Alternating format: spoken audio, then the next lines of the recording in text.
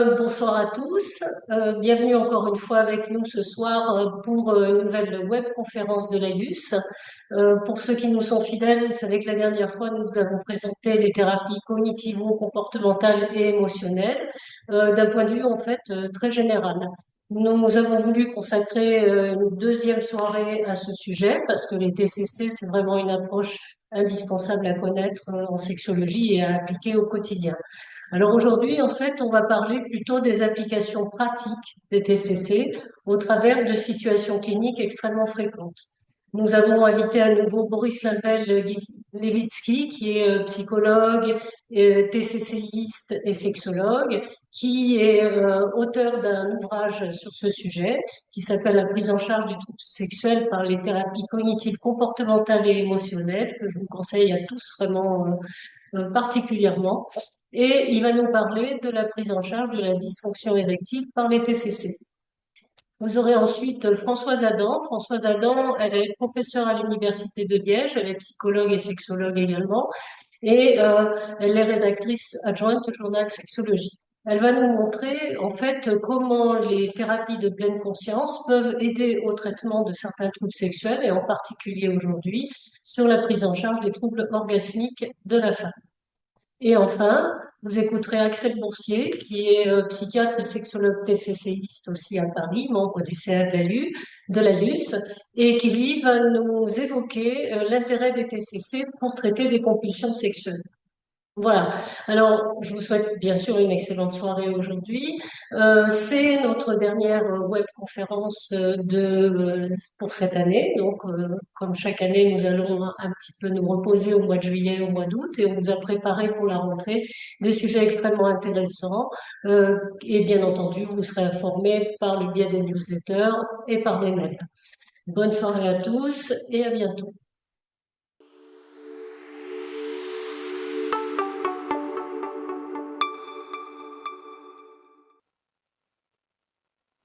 Bonsoir tout le monde, je suis heureux d'être avec vous. On va essayer de passer un moment sympa pour parler de la TCCE, d'un cas de trouble érectile. À la suite des amis webinaires, on va essayer d'appliquer ça de manière très concrète sur les troubles érectiles. On n'a pas beaucoup de temps, donc j'enchaîne tout de suite.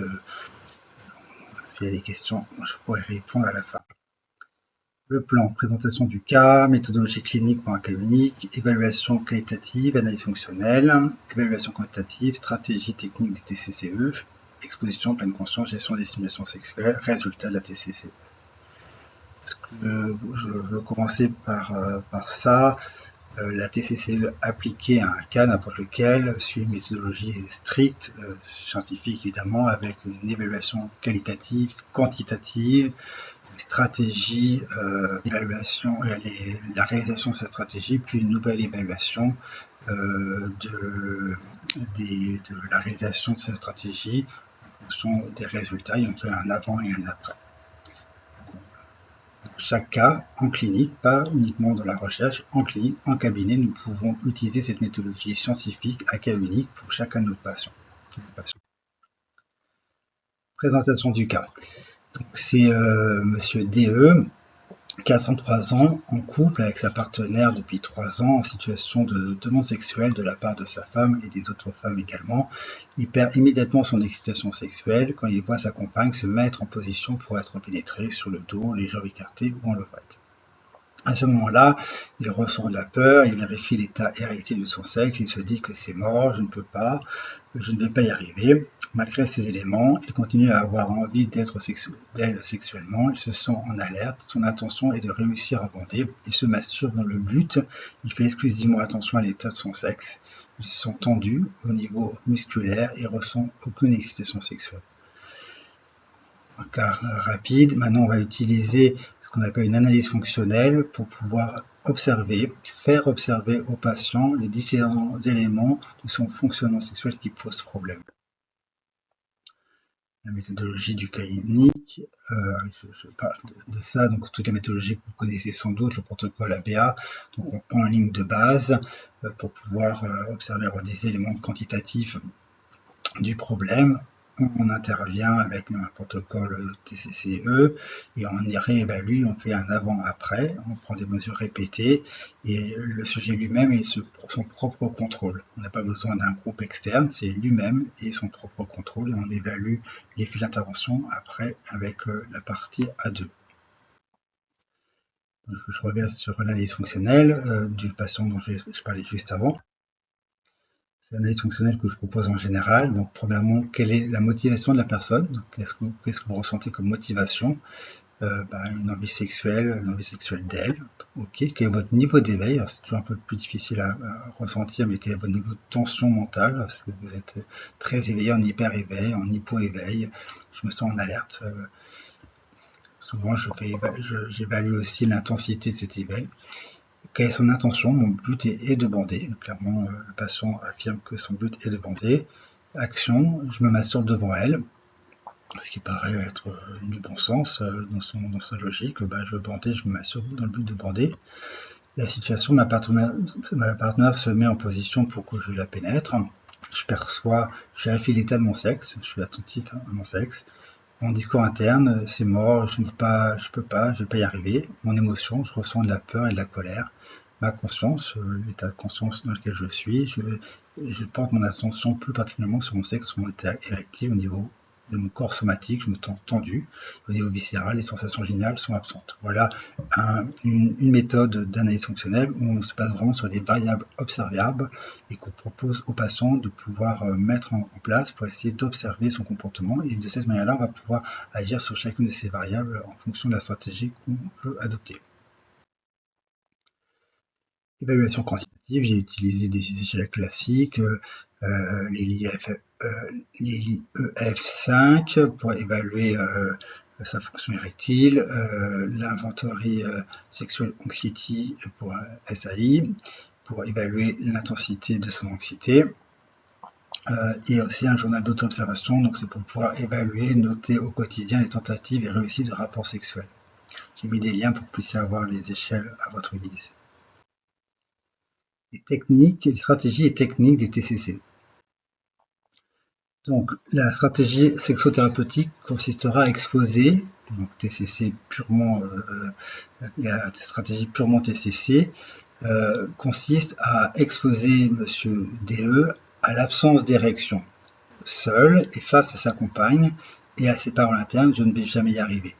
On n'est plus du tout sur un TCC classique antérieur de nos grands-papas qui consistait à essayer de modifier son comportement, d'essayer de modifier son émotion. Là, c'est tout le contraire. On essaie de s'exposer, on n'essaie pas de modifier, de faire en sorte que la personne bande avec des pensées, d'essayer de modifier ses pensées automatiques, je vais y arriver, coûte que coûte, je peux avoir confiance en moi. Donc il n'y a pas de modification des cognitions mentales, il n'y a pas de nécessité de rechercher une détente quelconque.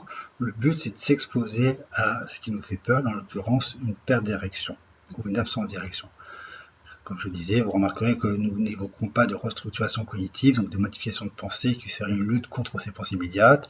De plus, nous ne lui apprendrons pas à se détendre afin de ne pas lutter contre son anxiété. On est vraiment dans un rapport d'acceptation à son vécu, tant au niveau cognitif qu'au niveau émotionnel. En revanche, nous l'enseignerons à faire attention à ses sensations sexuelles et à son émotion sexuelle, tout en acceptant les distractions cognitives et sensorielles non érotiques, puis à rechercher activement avec le corps de sa partenaire des sensations génitales excitantes pour lui. Voilà la stratégie pour les troubles érectiles. Première technique, l'exposition comportementale et cognitive. Exposition à l'absence et à la perte d'érection. Quand la personne perçoit et se représente l'absence d'érection ou la perte d'érection comme une menace à sa satisfaction sexuelle personnelle, son anxiété ne lui permet pas de ressentir une émotion sexuelle par l'inhibition orthosympathique, mais aussi par le biais attentionnel orienté vers l'état érectile du pénis.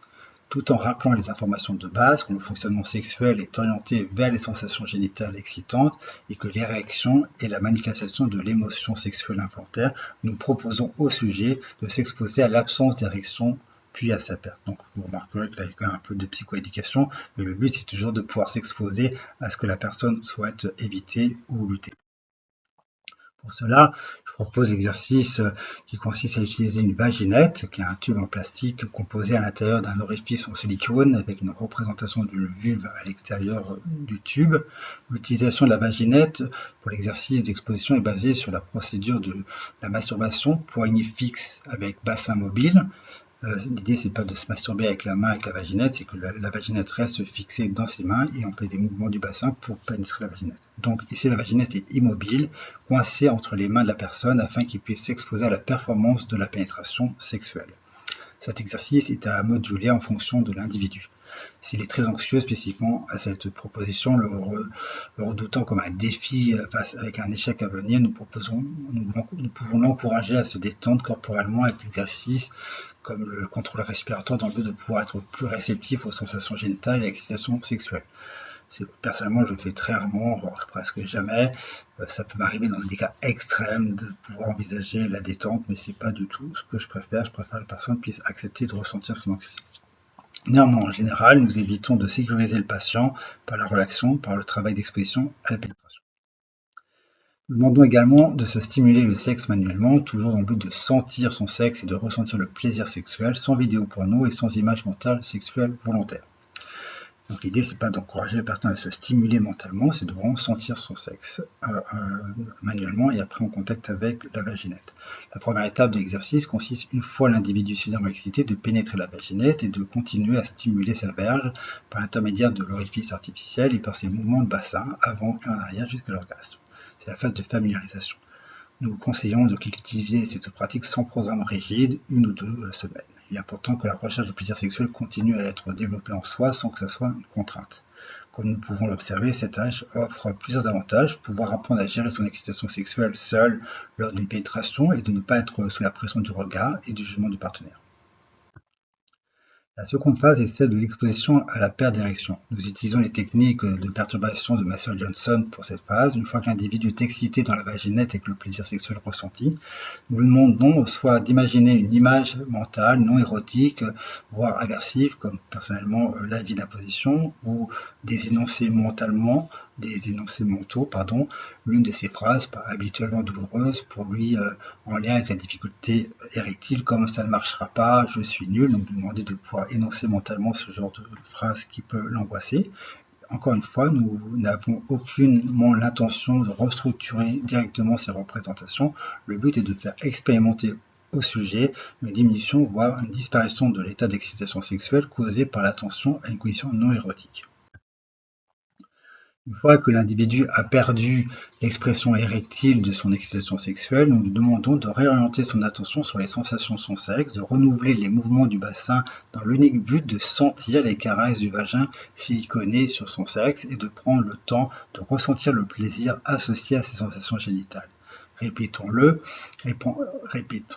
que le but n'est pas de bander mais de sentir et de ressentir. De cette manière, il s'expose à l'objet de sa peur, la perte de l'érection, aux conditions anxiogènes et à l'anxiété, pourtant sans essayer de le combattre ou de l'éviter. Il apprend à rechercher les sensations génitales excitantes et de cette manière de découvrir la violation de ses attentes. Même en perdant l'érection, je peux à nouveau ressentir l'excitation et jouir dans l'orifice. Donc, contrairement à l'idée des TCC classiques, là on est vraiment dans l'exposition, c'est plutôt classique, mais dans l'acceptation d'être avec, et pourtant tout en étant avec, de pouvoir ne pas essayer de modifier ses pensées, pas essayer de modifier son état émotionnel, mais de changer le rapport qu'on en a dans l'ouverture à ce qu'on reçoit et ce qu'on se dit, pour après se réorienter vers les sensations génitales et potentiellement le plaisir qui apparaît à ce moment-là. Une phase complémentaire, proposer toujours dans l'idée de diversifier l'exposition, cette fois-ci, tout en conservant les consignes initiales. Nous demandons au sujet de ne pas se stimuler avec ses mains pour ressentir l'excitation avant la pénétration, mais de la faire directement avec le contact de son sexe placide et de son gland avec la vulve artificielle, de rechercher des sensations génitales de sexe à sexe tout en étant en repos. Nous pouvons conseiller de fermer les yeux pendant l'expérience afin de favoriser l'attention aux sensations génitales et éventuellement d'appliquer un lubrifiant sur la vulve ou dans le vagin. Cette phase permet d'apprendre à partir d'une absence d'érection, de rechercher des sensations excitantes sans avoir à bander, juste pour le plaisir de contact de sexe à sexe, ce qui évidemment favorisera l'érection sans que ce soit le but. Cette phase offre l'avantage de se rapprocher de plus proche des situations sexuelles avec partenaires et permet de reproduire ces actions in vivo. Alors, la pleine conscience, à laquelle on a pensé évidemment, on avait parlé la dernière fois avec Marie et Axel. Je développe cette définition. La pleine conscience consiste à faire attention de manière soutenue et flexible aux changements successifs des signaux de notre conscience corporelle, émotionnelle, cognitive et sensorielle dans l'unique but immédiat de les connaître. À nouveau, la pleine conscience se définit par le contrôle de l'attention, de son orientation, de son maintien en direction des stimuli qui se présentent spontanément à la conscience de l'individu sans son intervention dans l'unique but d'en prendre conscience, d'en faire connaissance et de les explorer. La pleine conscience est donc tout simplement un comportement décrit par ces éléments, motivation, activité, but. La motivation est la curiosité, l'activité de faire attention intentionnellement et le but est les stimuli de la conscience. J'ai dit ça, appliqué à la sexo. Le but de la pleine conscience dans la TCCE du trouble érectile sont renforcer la capacité de se désengager du biais attentionnel dirigé vers l'état érectile du pénis, réengagement, à développer la capacité de flexibilité, on connaît la rigidité, l'obsessionnalité de nos patients orientés vers leur bite, vers leur état érectile, alors que l'idée c'est de pouvoir sentir et ressentir, donc ça, la pleine conscience permet d'être dans cette réorientation et de sentir et de ressentir. Et apprendre à accepter son expérience immédiate, les sensations, les conditions et les émotions. Donc le développement de l'acceptation. Les exercices de pleine conscience qu'on a pu développer avec Monsieur DE, de pleine conscience sexuelle étaient les plus classiques, balayage corporel, méditation centrée sur la respiration, et méditation centrée sur les conditions. Une fois la pratique de la pleine conscience développée, nous demandons au sujet de cultiver lors de rapports sexuels, seul et avec son partenaire. Bon, je vous la fais courte, parce que vous avez le diapo. L'idée, c'est de pouvoir apprendre à se masturber en pleine conscience. Je peux faire un petit script rapide. Je donne une audio pour qu'il puisse. Donc, je guide une masturbation en pleine conscience. Donc, vous avez quelques éléments sur cette diapo. C'est du classique, c'est le pleine conscience centré sur la masturbation. Les résultats. Donc voilà, très rapidement, on a évoqué 3 stratégies, c'est-à-dire l'exposition à la peur, à ce qui fait peur aux patients, donc la perte d'érection, l'absence d'érection, la pleine conscience et la façon de pouvoir mieux se stimuler, la recherche de stimulation sexuelle en pleine conscience. Donc on va passer aux résultats pour Monsieur DE. Donc, rapidement, je vous parle des résultats qu'on a utilisés. C'est intéressant parce que pour les cas à protocole unique, on utilise des tests statistiques qui permettent, contrairement à ce qu'on peut penser, vraiment de pouvoir avoir des éléments pour vérifier si ça relève du hasard ou pas sur un seul cas.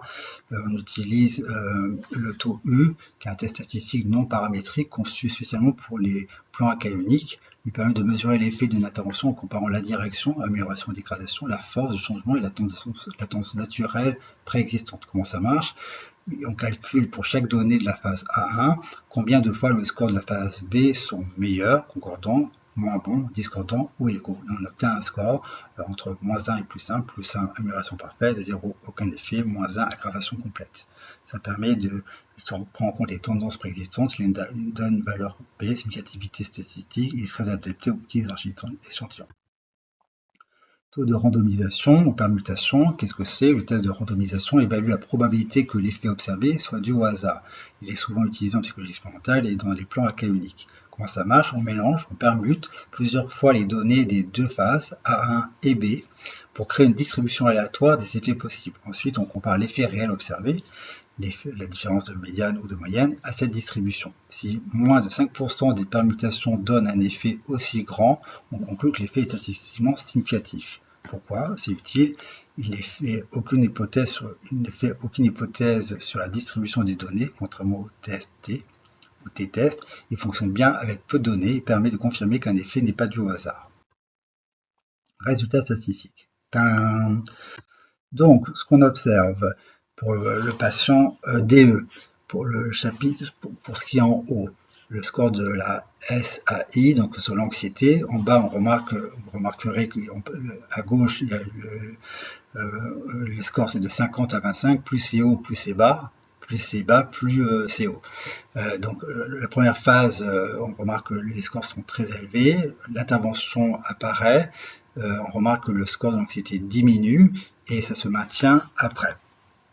Pour la fonction érectile avec l'IEF5, on remarque qu'il y a le score est bas quand il commence avec le problème érectile, et ça augmente progressivement de plus en plus avec l'intervention et il se maintient avec un léger infléchissement après l'intervention. Les rapports sexuels réussis avec des exercices d'auto-observation, phase 1 faible, ça monte de plus en plus en puissance après l'intervention. SAI baisse nette pendant l'intervention, IEF5 amélioration significative de la fonction érectile, taux de la réussite sexuelle augmentation de 38% à 91%, extrêmement significatif. Ces résultats confirment l'efficacité de l'intervention TCCE sur les facteurs psychosexuels avec un maintien partiel des effets après un arrêt d'intervention phase A2.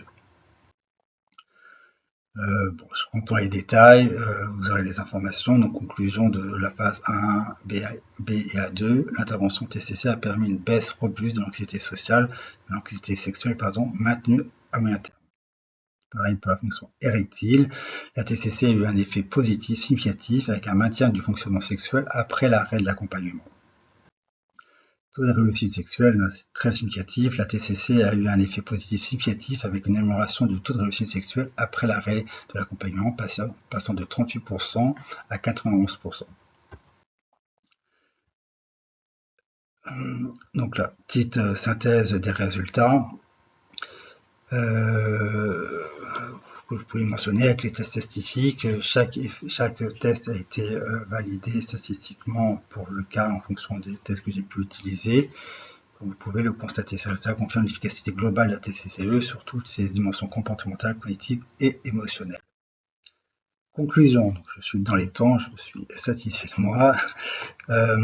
Alors, ce qui est vraiment important à la suite des anciens webinaires qu'on a pu voir il y a quelques semaines, c'est de pouvoir l'appliquer à un cas clinique avec une méthodologie scientifique, vraiment appliquée et applicable en situation clinique, en cabinet. C'est pour la recherche, mais aussi pour la clinique, avec une méthodologie de ABA, avec une évaluation quantitative et qualitative, des échelles classiques, une méthodologie basée sur l'analyse fonctionnelle très qualitative, basée sur les observations du patient, les interventions que j'ai pu mettre en place pour la TCCE des troubles sexuels, exposition classique, pleine conscience, gestion des stimulations sexuelles, évaluation des résultats, et on fait un avant-après avec les tests qu'on a pu voir juste avant, et on observe de cette manière les effets du patient, les effets de la thérapie sur le patient. Et par rapport à ma pratique, au-delà de la recherche qui est évidemment importante à nos yeux, d'un point de vue clinique, les patients sont ravis de ça, sont ravis qu'on prenne au sérieux, qu'on ait une méthodologie sérieuse, rigoureuse, qu'on puisse leur montrer les résultats, l'absence de résultats, les dégradations. On se base sur des données scientifiques également en clinique. Et on voit ça en direct. Donc ils sont vraiment ravis, ils sont d'autant plus engagés par cette méthode. Et donc je vous remercie, j'espère avoir été assez clair sur l'application de la méthodologie TCCE sur les troubles érectiles.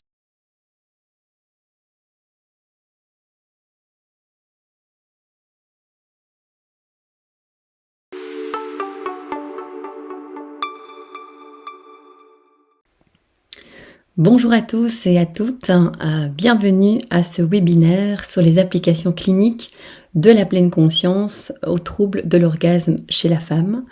Donc, je m'appelle Françoise Adam, je suis docteure en psychologie, psychologue et sexologue et professeure à l'université de Liège et notamment rédactrice en chef adjointe du journal Sexologie. Et c'est avec grand plaisir que je vais aborder avec vous cette thématique aujourd'hui. Alors tout d'abord, c'est important de comprendre finalement pourquoi et comment indiquer la pleine conscience avec nos patients.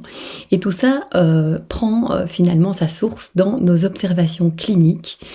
Et on peut constater que certaines patientes se plaignent notamment d'être distraites lors des activités sexuelles, donc les femmes qui présentent un trouble de l'orgasme. Et cette distraction peut provenir de pensées parasites, d'émotions désagréables comme l'anxiété et le stress, ce qui va provoquer ce qu'on appelle de la distraction cognitive lors des activités sexuelles. D'autre part, on observe aussi des patientes qui souffrent d'un trouble de l'orgasme et qui rapportent ne pas avoir accès à leurs sensations corporelles. Et finalement, ça fait référence à ce qu'on appelle la conscience interoceptive, donc cette capacité à percevoir nos propres sensations internes et physiques associées aux expériences sexuelles. Et cette conscience interoceptive, il faut comprendre aussi qu'elle est totalement corrélée avec l'épanouissement sexuel et le bon fonctionnement sexuel. Donc c'est vraiment un enjeu majeur d'apprendre à nos patientes à finalement pouvoir avoir accès à ces sensations-là dans un but d'augmenter l'excitation sexuelle. Pour illustrer ce webinaire, je vais vous présenter le cas d'Aline qui est venue me consulter. Elle a 30 ans. Elle est en couple avec Damien depuis 6 ans et elle rapporte avoir une incapacité d'atteindre l'orgasme seule et en couple. Et cette difficulté, elle est présente depuis toujours. Elle n'a donc jamais fait l'expérience d'atteindre l'orgasme. Elle dit quand même que les stimulations avec Damien sont très plaisantes, elles apprécient beaucoup, mais néanmoins, c'est vrai qu'elle rapporte aussi une éducation fort centrée vers la performance, avec des exigences élevées, et lors des activités sexuelles, elle est fort centrée sur le fait vraiment d'atteindre l'orgasme à tout prix. C'est vrai que voilà, c'est ce qu'elle décrit, et donc je vais vous illustrer ça par une analyse fonctionnelle, puisque c'est important de comprendre avant de proposer de travailler avec la pleine conscience avec nos patients et patientes, de concrétiser la problématique sexuelle, donc ici le trouble de l'orgasme, de manière très spécifique. On va faire un zoom donc sur le fonctionnement sexuel de la patiente en observant, tiens, quand elle a une activité sexuelle, notamment avec Damien, qu'est-ce qui se passe, en tout cas chez elle, que ce soit seule et en couple, c'était un fort similaire. On voit qu'elle se dit, mais il faut absolument que j'y arrive. Et donc elle est vraiment centrée sur cet aspect-là. Elle se dit, il faut absolument que j'y arrive. D'autre part, en fait, en consultation, elle est très motivée. En fait, c'est une patiente, je veux dire, très preneuse dans la thérapie. Elle veut à tout prix, en fait, connaître cette expérience. Au niveau de ses émotions, lors des activités sexuelles, elle décrit quand même un sentiment de tristesse, de frustration par rapport à cette situation. Et aussi que les sensations, donc comme vous voyez les réactions corporelles, dans le décours de l'activité sexuelle, elle rapporte que son cœur s'accélère, que la poitrine se serre, qu'elle transpire aussi. Et parfois, c'est tellement envahissant, toutes ces sensations, que ça lui fait un peu peur, en fait, Aline, et qu'il arrive parfois qu'elle arrête l'activité sexuelle parce qu'elle juge cela trop intense, hors de contrôle, inhabituel. Et donc, ce qui provoque effectivement une non-atteinte de l'orgasme, ce qu'on a appelé l'anorgasme. Donc, ça doit nous mettre un petit peu la puce à l'oreille de se dire, tiens, qu'est-ce qui pourrait causer le trouble de l'orgasme d'Aline? D'une part, l'anxiété de performance, et les pensées parasites, donc telles que il faut que j'y arrive, qui peuvent entraver la montée de l'excitation sexuelle jusqu'à l'orgasme. Et cette anxiété de performance, on voit bien que ça l'empêche d'être vraiment présente aux stimuli érotiques et sexuels durant l'activité sexuelle. Et qu'elle adopte même des comportements, ce qu'on appelle les stratégies d'évitement, puisque soit il arrive quand même de temps en temps qu'elle arrête l'activité sexuelle parce que ses sensations peuvent être un petit peu trop confrontantes, hors de contrôle, comme il est décrit. Et donc rappelons que l'analyse fonctionnelle, elle va toujours guider la prise en charge. Et ici, dans le cas d'Aline, on pourrait se dire, tiens, ce qui va être important de travailler avec cette patiente, c'est de lui apprendre à être moins distraite, mais aussi plus connectée à ses sensations corporelles et de travailler aussi le fait de s'exposer à ces sensations qu'elle décrit un petit peu comme étranges, hors de contrôle. Alors, avec cette patiente, j'ai effectivement travaillé avec la pleine conscience et je vais vous proposer l'exercice que je travaillais avec elle, ce qu'on appelle le body scan. Donc c'est un scanner du corps centré donc sur les sensations corporelles et les pensées. C'est un exercice qui va durer une bonne dizaine de minutes. Je vous invite à jouer le jeu. Donc moi, je vais faire la méditation avec vous. Donc on parle de méditation de pleine conscience, effectivement. Et donc l'idée, c'est de se mettre dans une position la plus confortable. Donc en cabinet, on le fait aussi. Donc en consultation avec les patients, de lui proposer. Donc on se met, ça peut être en face à face, derrière un bureau, peu importe. En tout cas, les jambes décroisées. Les mains soit sur ses cuisses, soit sur les accoudoirs. Et je vais vous proposer donc de vous laisser guider par ma voix durant cet exercice. Si vous êtes bien installé, donc vous pouvez fermer les yeux. Et simplement prendre le temps d'apprivoiser cette position dans laquelle vous êtes actuellement, que vous avez choisi pour cet exercice du body scan, donc centré sur les sensations corporelles et les pensées. N'hésitez pas à réajuster votre position si nécessaire. Et à votre rythme, de déplacer tout le projecteur de votre conscience sur la manière dont vous respirez ici et maintenant. Observez votre respiration d'instant en instant, sans la modifier si c'est possible. Mais donc simplement d'observer cette respiration telle qu'elle vous vient, qu'elle soit au niveau de votre poitrine ou au niveau de votre ventre.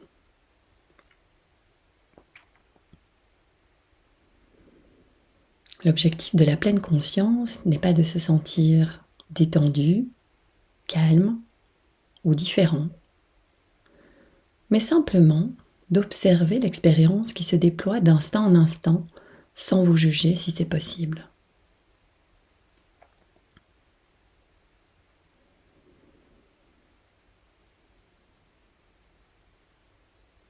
Et observez simplement s'il y a des sensations corporelles dans cette partie de votre corps, à chaque inspiration et à chaque expiration, qu'elles soient donc agréables ou désagréables pour vous, c'est ok.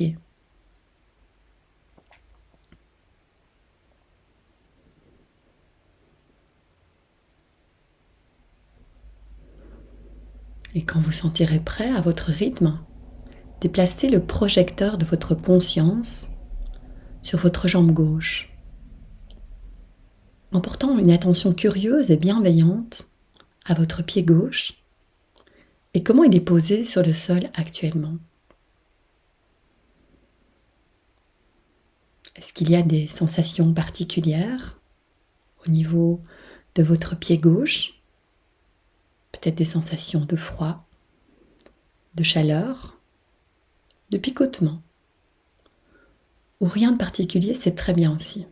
Mais simplement d'observer cette expérience d'instant en instant. Donc toujours en respirant en arrière-plan.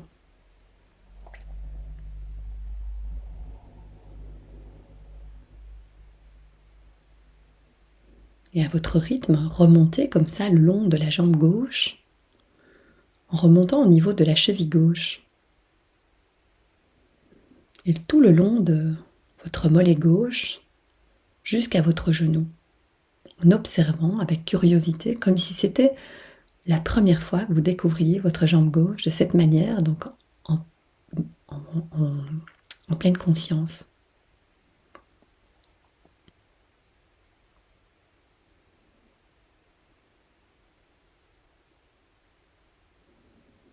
Si à un moment vous vous sentez distrait par des sons, des pensées ou toute autre chose, c'est tout à fait normal. C'est le fonctionnement de l'esprit de vagabonder de gauche à droite.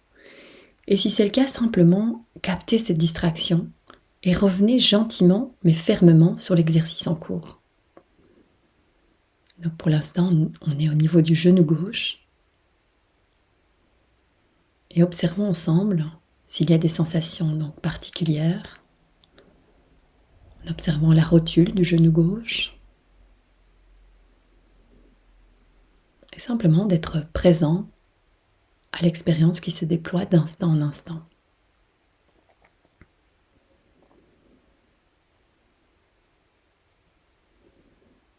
Et remonter comme ça le long de la jambe gauche, au niveau de votre cuisse gauche,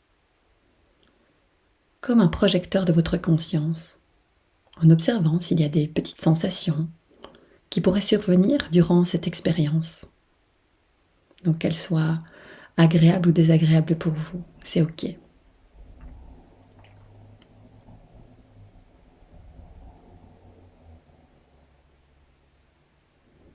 remontez comme ça au niveau de la jambe gauche jusqu'à votre fesse gauche, en observant peut-être les points de contact entre la fesse gauche et votre siège, votre fauteuil. Et simplement d'être concentré sur cette partie de votre corps du mieux que vous pouvez et sans vous juger.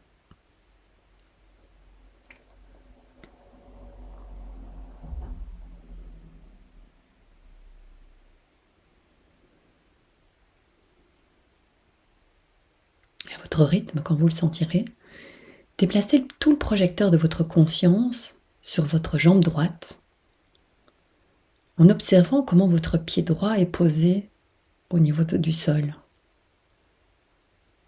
Observez peut-être les doigts de votre pied droit. Est-ce qu'il y a des contacts entre eux? Est-ce qu'il y a des sensations particulières? Simplement les noter pour vous-même sans vous juger.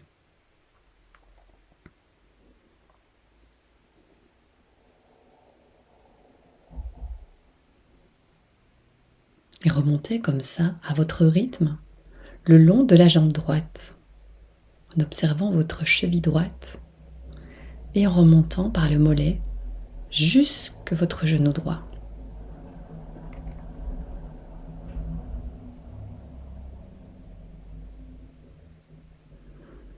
Si à un moment vous êtes distrait, simplement revenez encore et encore, autant de fois que nécessaire, sur l'exercice en cours. Et félicitez-vous de capter cette distraction et revenez encore et encore. Et donc pour l'instant, nous sommes au niveau de votre genou droit.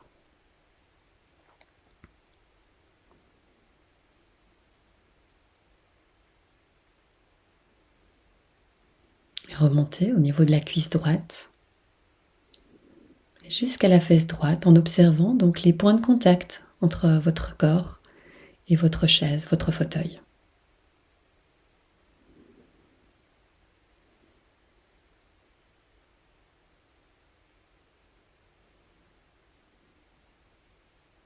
Et à votre rythme, remontez comme ça également au niveau de votre dos, du bas de votre dos, en mettant donc tout le projecteur de votre conscience dans cette partie de votre corps et observez simplement quelles sont les sensations actuellement. Et donc toujours en gardant cette respiration en arrière-plan, donc sans jamais vous couper de la respiration.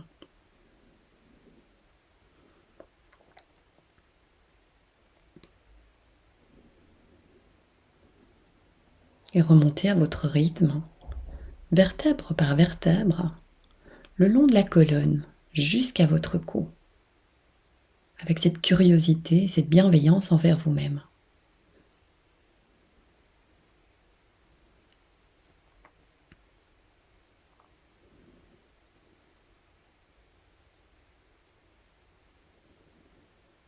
Quand vous êtes arrivé à hauteur de votre nuque, portez maintenant toute votre attention sur votre bras gauche en commençant par la main gauche.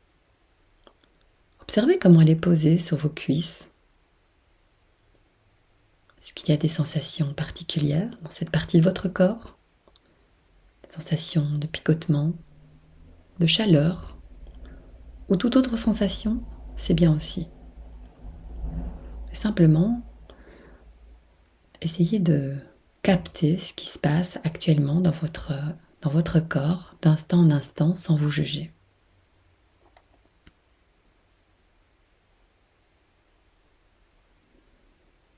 Et remontez comme ça le long du bras gauche, en passant par le poignet, l'avant-bras gauche, et jusqu'à votre coude, avec cette attention soutenue et bienveillante.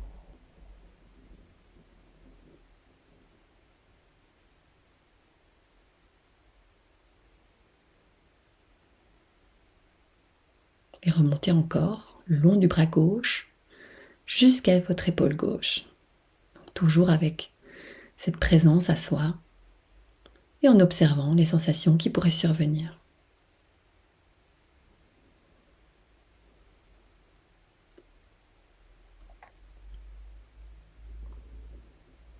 Et à votre rythme, déplacez maintenant le projecteur de votre conscience sur votre main droite et observez comment vos doigts sont posés. Est-ce qu'il y a des contacts entre eux? Est-ce qu'il y a des sensations particulières, qu'elles soient agréables ou désagréables? Il est possible également que certaines parties de votre corps vous appellent plus particulièrement ou qu'il y ait des zones peut-être plus douloureuses. Si c'est le cas, simplement, permettez-vous d'observer ces sensations et revenez gentiment mais fermement sur l'exercice en cours. Et pour l'instant, nous sommes au niveau du bras droit et au niveau de la main droite.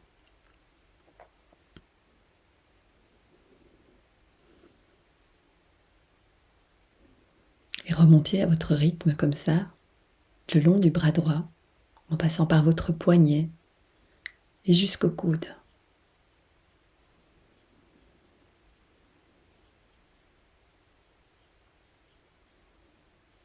Et remontez encore jusqu'à votre épaule droite, toujours avec cette attention donc curieuse et soutenue.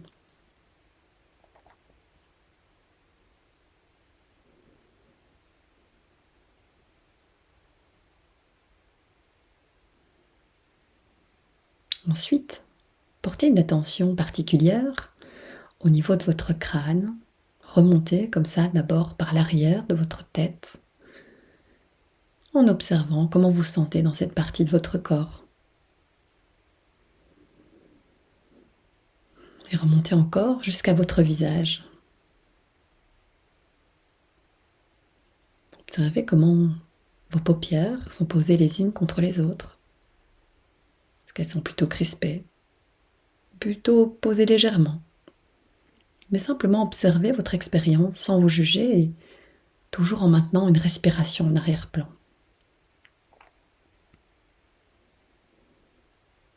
Observez également comment est votre mâchoire.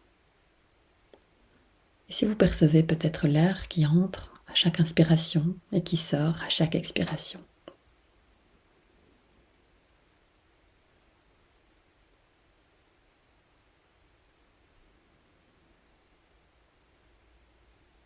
À votre rythme, permettez-vous maintenant de porter le projecteur de votre conscience au niveau de votre esprit, en observant s'il y a des pensées qui vous traversent actuellement.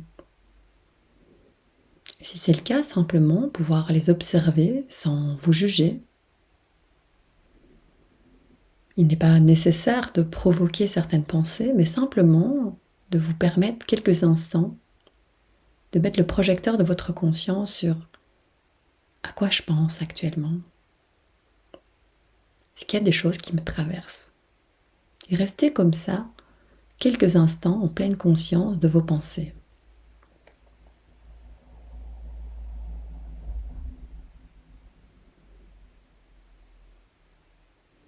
Il n'est pas utile de s'accrocher à une pensée particulière, mais simplement de pouvoir les laisser jouer leur rôle de pensée, c'est-à-dire traverser l'esprit et puis continuer leur chemin, un peu comme des nuages qui défilent dans le ciel. Les observer les unes après les autres.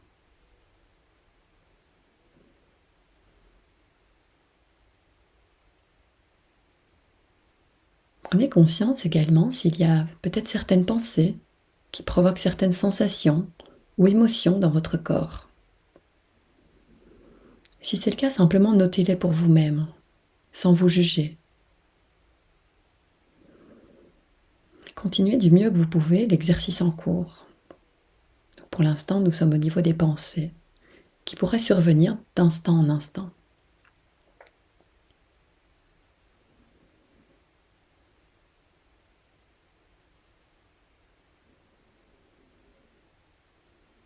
Simplement, du mieux que vous pouvez, restez connecté à quel est l'impact des pensées sur votre corps, s'il y en a un, évidemment.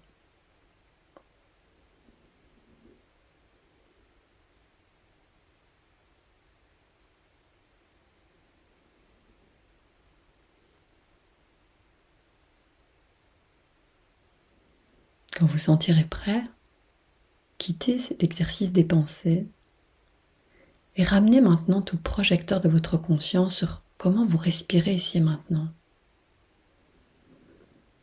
Observez comment votre respiration se déploie d'instant en instant. Est-ce qu'elle a changé avec le début de l'exercice ou peut-être pas, c'est ok. Et restez encore une petite minute en pleine conscience de comment vous vous sentez ici et maintenant.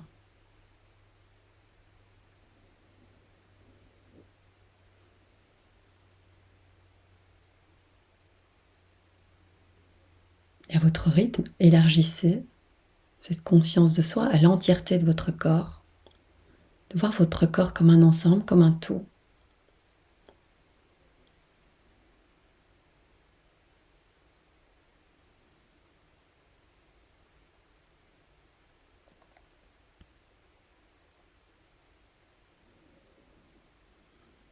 Quand vous sentirez prêt, vous pouvez réouvrir les yeux, reprendre contact avec le local où vous êtes.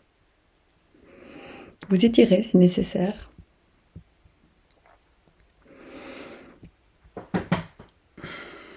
Et nous allons continuer la session du webinaire. Effectivement, la pleine conscience, c'est une technique expérientielle. Et donc, il est vraiment nécessaire et conseillé que les thérapeutes, les sexologues puissent réaliser les méditations avec leurs patientes. Après les méditations, après la pratique comme ça en séance, on peut proposer aux patientes de faire un feedback de l'expérience avec l'exercice des 3 cercles. C'est très important.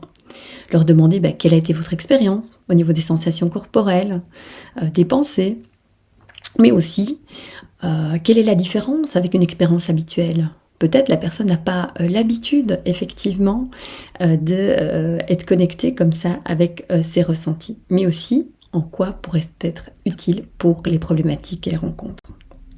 Et on voit qu'il y a différents objectifs qui peuvent être visés par la pleine conscience, notamment chez Aline, c'est augmenter la flexibilité attentionnelle, être plus connecté, arriver à se désengager quelque part de l'anxiété de performance pour mieux s'engager vers les stimuli érotiques, augmenter sa conscience interoceptive, son accès aux sensations, donc attention soutenue, mais aussi au niveau des stimuli plus érotiques et sexuels pour elle. De favoriser aussi une attitude de non-jugement et d'acceptation, donc de développer sa bienveillance envers elle-même parce qu'on sent qu'elle a beaucoup d'exigences, apprendre à lâcher prise par rapport à ses propres attentes et d'accepter parfois ce que l'on ne peut pas changer. Alors finalement, comment intégrer la pleine conscience en sexothérapie? Peut-être se former d'abord soi-même, de proposer des petits exercices comme on vient de le faire, de pleine conscience de manière générale, mais aussi ensuite des exercices de pleine conscience plus centrés sur des aspects sexuels comme réaliser une méditation de pleine conscience sur des parties intimes, sur un scénario érotique, et des exercices plus sexo en position, comme j'aime bien l'appeler, mindful, comme par exemple le Sentaté Focus, embrasser en pleine conscience ou réaliser les doubles bascules. Si vous avez envie d'aller plus loin, essayez de tester par vous-même. Faites une activité de routine en pleine conscience, comme prendre sa douche, marcher ou embrasser votre partenaire si vous en avez un. Et notez vos ressentis donc avec le journal de bord que vous trouverez donc juste ici. Voilà, je vous remercie et si vous souhaitez plus d'informations, n'hésitez pas à me contacter par mail. À très bientôt.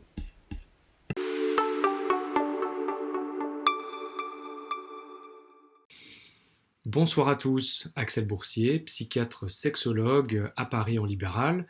Pour conclure ces webinaires consacrés au TCC, je vais vous présenter un cas clinique de compulsion sexuelle. En guise d'introduction, je vais préciser certains termes lorsqu'il s'agit des compulsions, à savoir la distinction entre la compulsion et une impulsion, ainsi que la dépendance. Alors pour commencer, l'impulsion, c'est assez simple, c'est action-réaction. J'ai envie, j'agis, j'ai faim, je mange. Il n'y a pas de temps de lutte. Pour la compulsion, ça va être le même démarrage que l'impulsion, sauf qu'il va y avoir un frein, il va y avoir une lutte, parce que je vais essayer de canaliser cette envie, cette pulsion. Il va donc y avoir une montée de charge émotionnelle, une lutte mentale, et ça va prendre beaucoup d'énergie, et plus le temps passe, et plus cette tension va être intolérable et donc je vais devoir décharger. Et le mot-clé là-dedans, c'est que la compulsion va avoir un caractère irrépressible. Je ne peux pas faire autrement. C'est plus fort que moi, il y a quelque chose qui me dépasse. Et donc je compulse pour me décharger après un moment de lutte. La dépendance, bien entendu, est associée à la compulsion. C'est quelque chose qu'on va retrouver fréquemment, mais parfois, c'est pas vraiment la même chose. Dans la dépendance, si on prend une définition basique, dans la dépendance, il y a un phénomène de manque et un phénomène de tolérance, un sevrage et une habituation. Mais je peux être dépendant sans être compulsif, et d'ailleurs inversement, je peux être compulsif sans être dépendant. Si je donne un exemple pour se le représenter, si je prends l'exemple de la cigarette, je peux être dépendant de la cigarette et puis pendant un vol de 8 heures, 10 heures, ne pas compulser. Je sais que c'est interdit, il y a des alarmes, donc je ne vais pas aller fumer. Je peux réfréner. Si je suis dépendant de la cigarette, mais que j'ai une tendance compulsive, alors je vais ressentir une envie, je vais essayer de la canaliser, de la réfréner, mais au bout d'un moment, ça va devenir tellement intolérable que même si j'ai en tête que c'est interdit, il y a des conséquences, il y a des règles, mon préfrontal va se déconnecter, tellement c'est inconfortable, et il y a ce caractère irrépressible, et je vais compulser. Je vais donc aller fumer dans les toilettes de l'avion. Il y a donc une dépendance ainsi qu'une compulsion. Et pour revenir sur les compulsions sexuelles, eh bien, il y a beaucoup de patients qui vont se dire dépendants, mais en fait, ils vont être dans la compulsion sans avoir les critères précisément de la dépendance. Et au final, je trouve que c'est important de pouvoir dire de quoi on parle, qu'est-ce que c'est qui est véritablement gênant, et c'est très souvent le caractère compulsif. Alors venons-en maintenant au cas clinique. Il s'agit d'un patient que j'ai rencontré il y a à peu près 1 an, que l'on va appeler Patrick, 51 ans, qui habite à Nantes, il est sportif, il fait du bricolage, il décrit une famille normale, avec une enfance heureuse, il travaille dans la finance, il a 3 enfants de 2 femmes différentes. Et il vient consulter parce qu'il a l'originalité, la particularité, c'est pour ça qu'il m'a beaucoup intéressé d'un point de vue clinique, c'est qu'il fantasme sur les couches d'enfants, de bébés, depuis toujours, avec un caractère compulsif dans ses masturbations. Cela a entraîné il y a peu de temps une crise de couple parce que sa 2e femme l'a découvert. Il a consulté un sexologue qui a prescrit un antidépresseur. Et quand il consulte, il dit qu'il a tout effacé, ce qui est assez classique dans ces situations.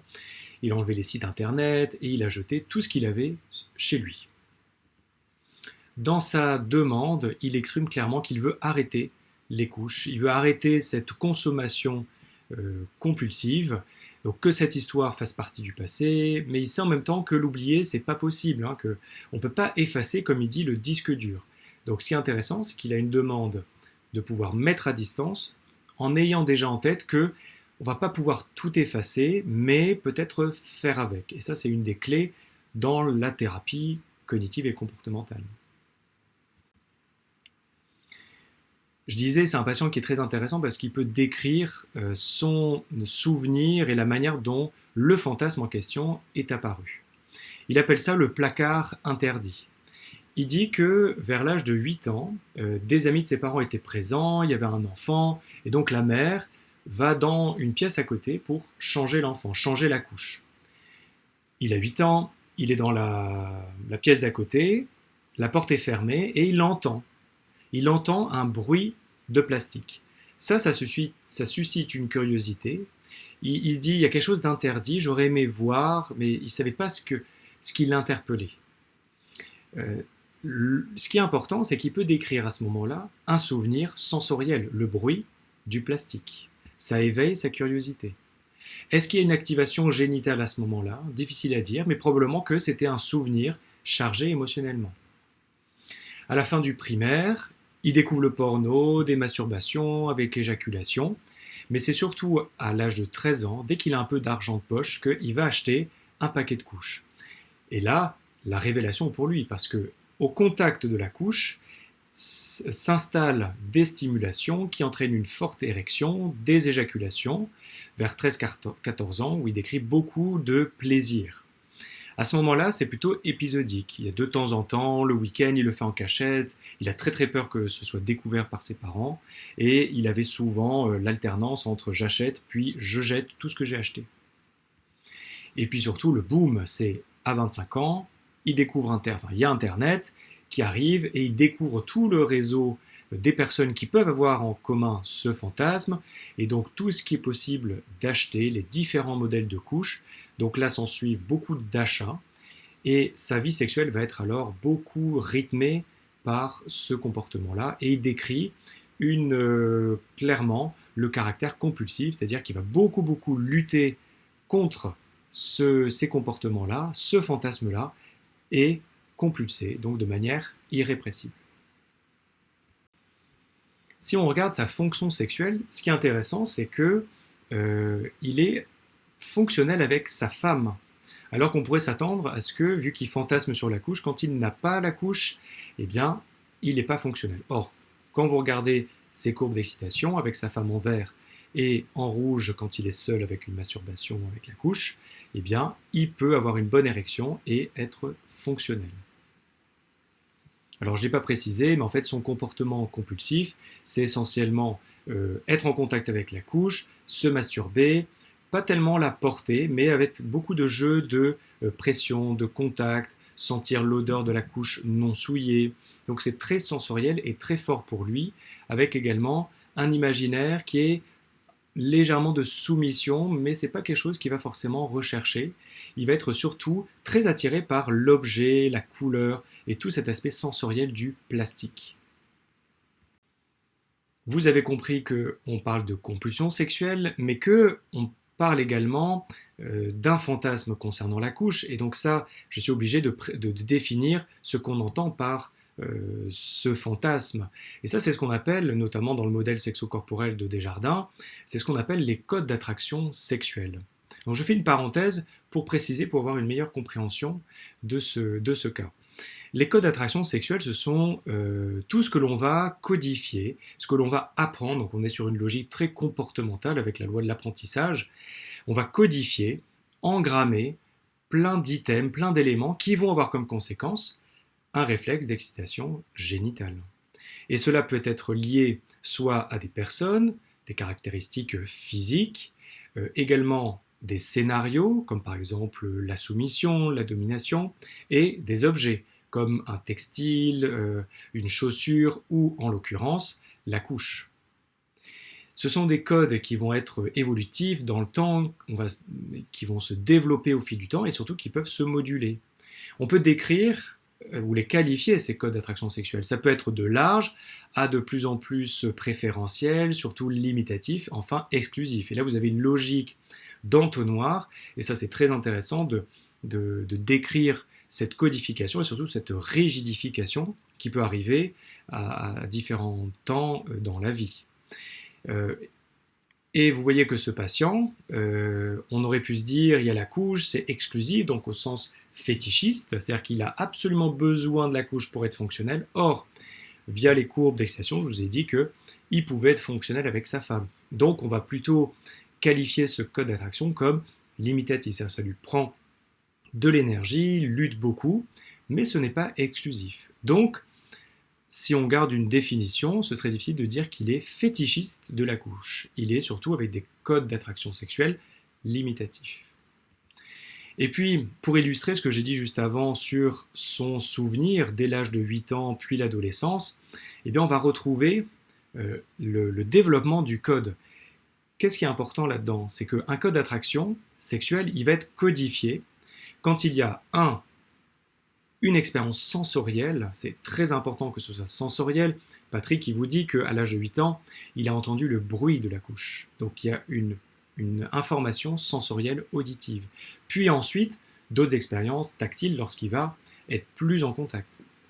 Ça entraîne une excitation génitale, ça entraîne un vécu émotionnel très fort, on pourrait dire plaisir, on pourrait dire de manière générale émotion, et surtout, ce comportement va être répété. Et plus c'est répété, avec la sensation, l'excitation, le plaisir, et là, il va y avoir cette codification génitale qui va être renforcée, et donc on va développer ce code d'attraction sexuelle, en l'occurrence pour Patrick, un code d'attraction sexuelle qui est la couche, qui est limitatif. C'est un peu rapide, mais je trouvais ça important d'avoir cette parenthèse pour mieux comprendre ce dont on parle pour Patrick. Alors si je résume le cas clinique, vous avez en tête qu'on est surtout dans un cas de compulsion parce qu'il est dans un processus de lutte, de montée de charge émotionnelle, il a beaucoup lutté dans sa vie et il a ce caractère irrépressible et si on est plus précis, c'est en lien avec un code d'attraction sexuelle limitatif qui est la couche. Donc il est beaucoup en lutte contre la couche. Et je reprends là un modèle de TCC, à savoir les pensées, les émotions, les sensations et les comportements. Bien, vous voyez que la compulsion, c'est facile, ça c'est le comportement. Mais Patrick, quand on évalue, il est très très très gêné par les pensées. Il est surtout envahi par les pensées en lien avec la couche. Et que plus il est envahi, plus ça va l'activer émotionnellement et plus il va ressentir un inconfort, ces sensations inconfortables qui vont l'amener à décharger, à compulser. Et donc, ce que je propose et ce que j'ai proposé à Patrick, c'est surtout un travail cognitif. C'est ce que l'on va voir maintenant.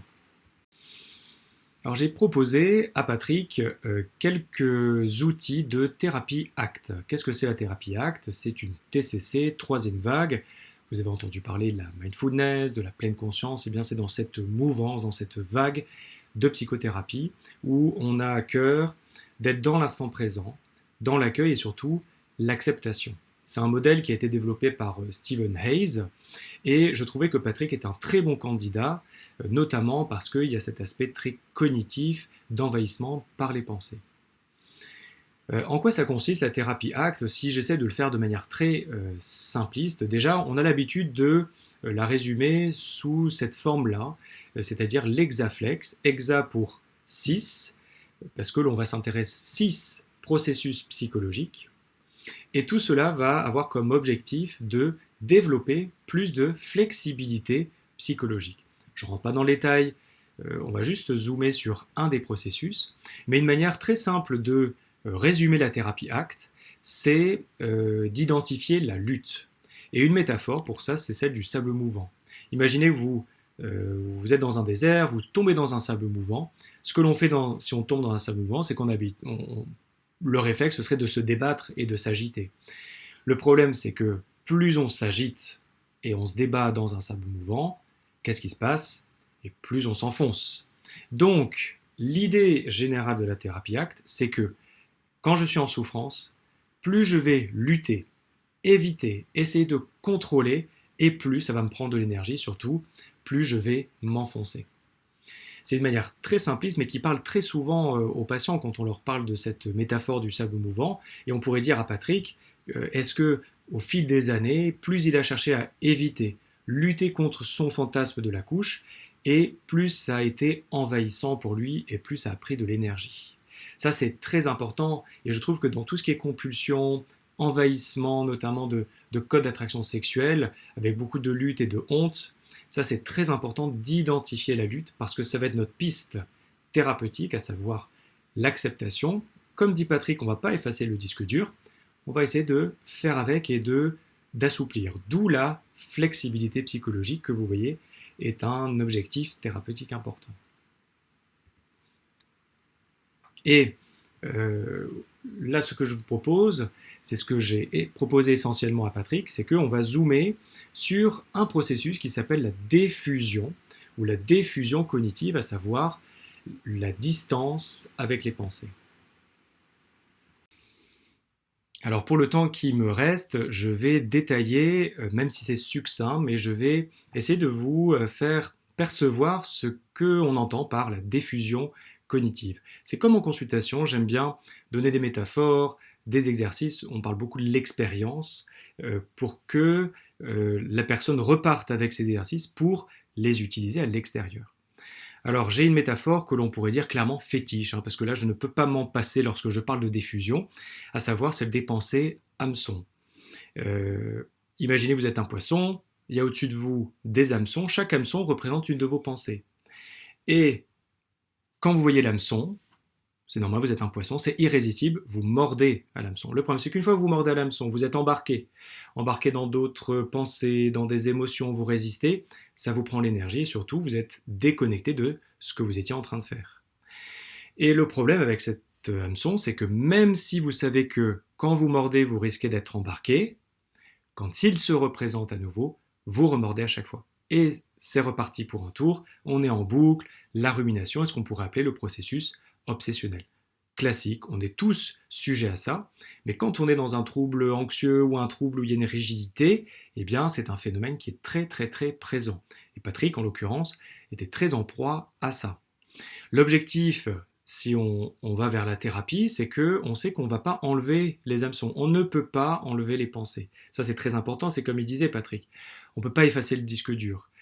Donc, on ne va pas chercher à les supprimer, mais comme le poisson, qui puisse poursuivre sa route, il voit qu'il y a un hameçon, il aurait peut-être envie de mordre, mais il le laisse tranquille et il ne mord pas et il poursuit sa route. Donc, dans l'exemple de Patrick, il pouvait très clairement, quand on lui pose la question des pensées hameçons, c'est quoi vos hameçons à vous? Il peut dire, bah ouais, c'est la couche et tout ce qui va autour. Tiens, ce soir, je suis seul, je pourrais me lâcher, j'aurais pu en commander. Donc là, il y a toute cette lutte, je vous rappelle, cette lutte mentale qui va entraîner une émotion et possiblement une compulsion. Donc il peut très clairement identifier ses pensées ou ses pensées permissives. Un exercice classique, là je vais juste le citer, c'est celui de l'ours blanc.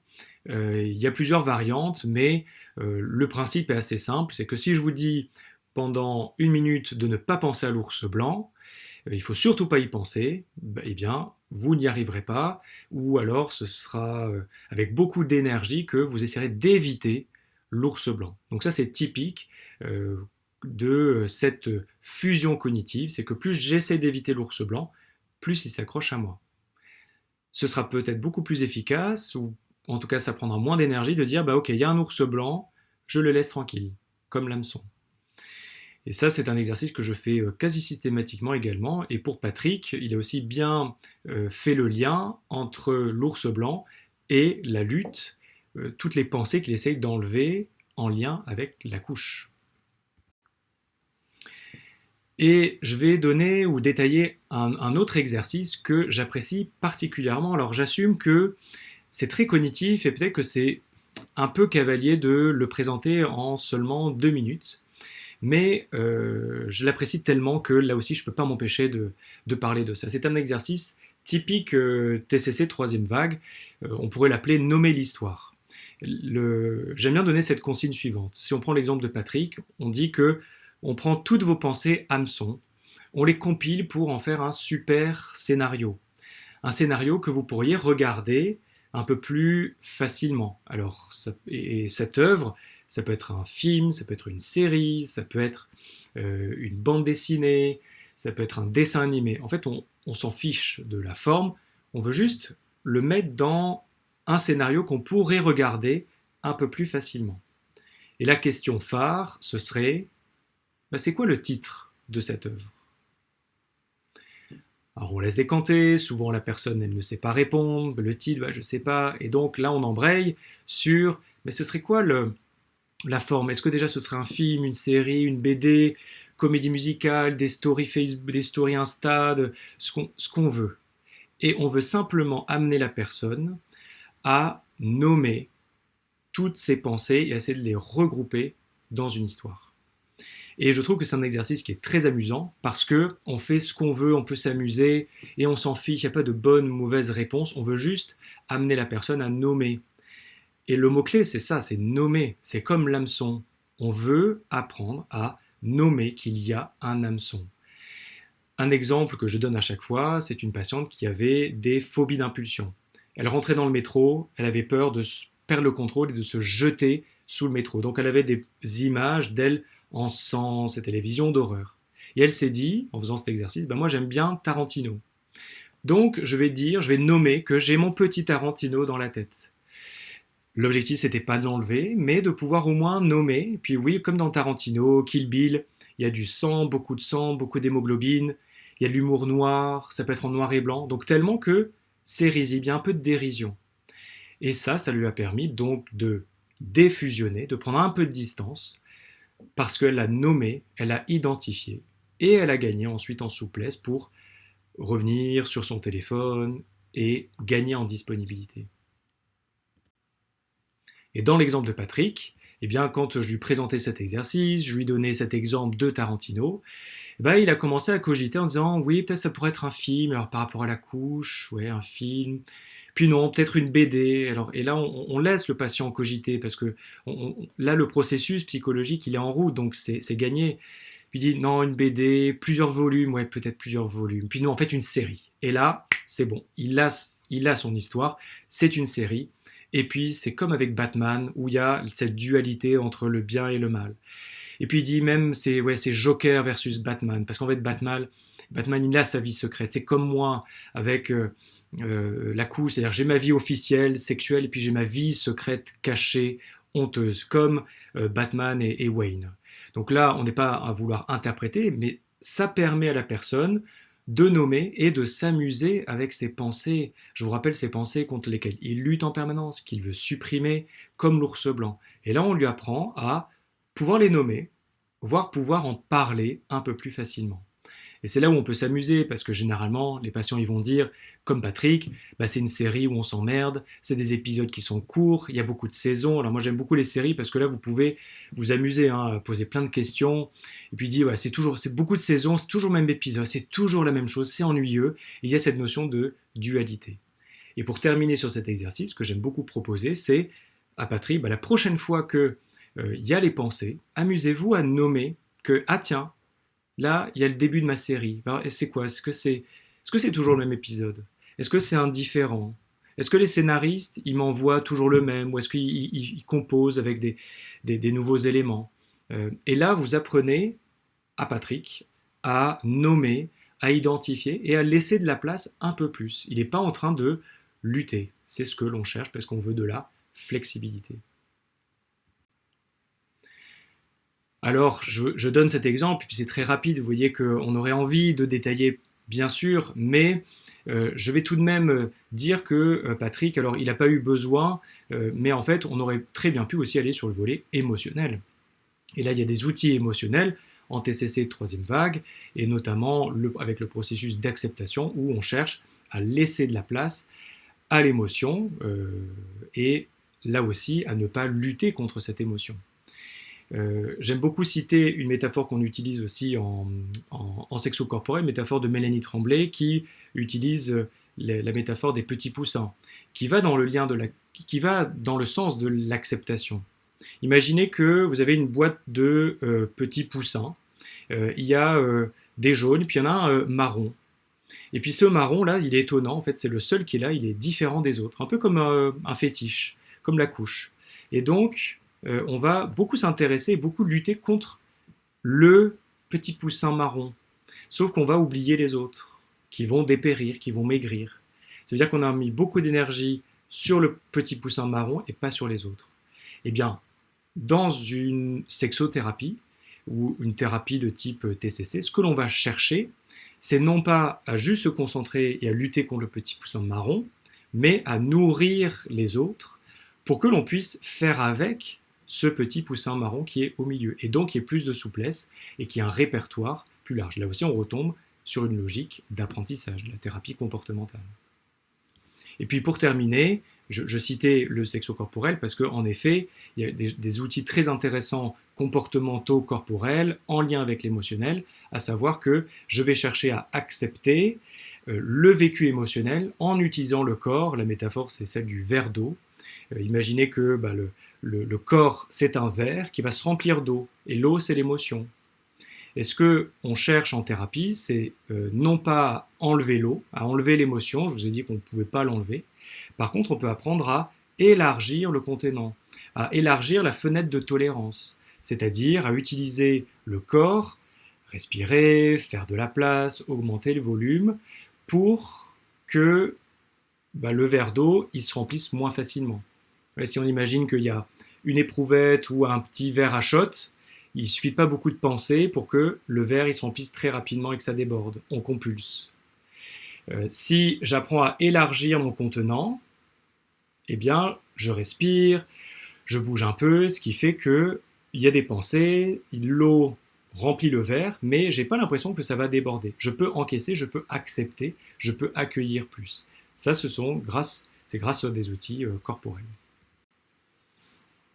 Avant de terminer, je peux citer quelques médias j'aime bien donner en référence à des patients quand il s'agit de TCC troisième vague, de thérapie d'acceptation.